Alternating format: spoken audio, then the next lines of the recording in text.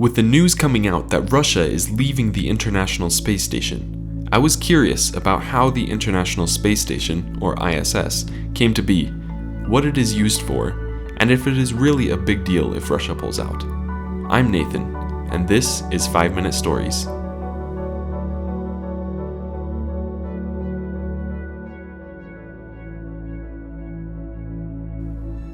While America was infatuated with the space age in the 1950s and 60s, manned space stations became a popular concept. At the time, the ideas that humans could live on a station in space seemed like science fiction. The mainstream media showed concepts of what a space station could look like, and America fell in love. The very first example of what could be considered a real space station occurred when two Soviet Soyuz rockets docked with each other in space in 1969. During this time, the Americans were focused on landing on the moon, so no attempt at a space station was made. However, after the moon landing, NASA turned its attention to other projects. In 1973, the US launched Skylab. This was the first American space station, following in the footsteps of the Soviet Salyut 1 space station launched in 1971.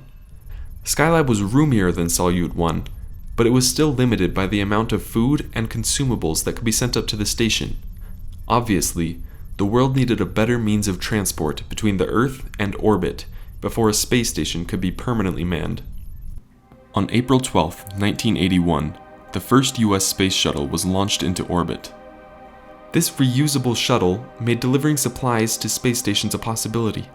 Therefore, in 1984, President Ronald Reagan directed NASA to build an International Space Station. Construction of the International Space Station was a lengthy and costly process. It also required the cooperation of several space agencies around the world, including the American and Russian agencies. In 1998, the first piece of the ISS was finally put into orbit. This Russian command module provided the first building block upon which the rest of the space station would be built. The ISS was designed to be modular, which means that individual pieces, or modules, could be sent into orbit one at a time and dock on the space station. In this way, the ISS could grow and expand as the needs arise. The first crew aboard the ISS arrived late in the year 2000. This was the beginning of the longest continuously manned space mission in human history.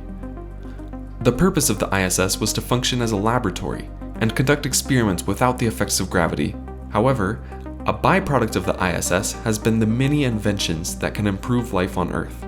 For example, a compact ultrasound machine was developed that allowed astronauts to give each other ultrasounds when needed by following the directions of a physician on Earth. This technology could easily expand healthcare access to rural communities where ultrasounds are not available. Another purpose of the ISS that has become more important over the years is diplomacy. The space station forces multiple countries to work together to advance scientific interests and operate the station. Each country has important roles on the station. America is in charge of electricity, and Russia is in charge of propulsion, for example. This diplomacy is important to keep the United States and Russia working together.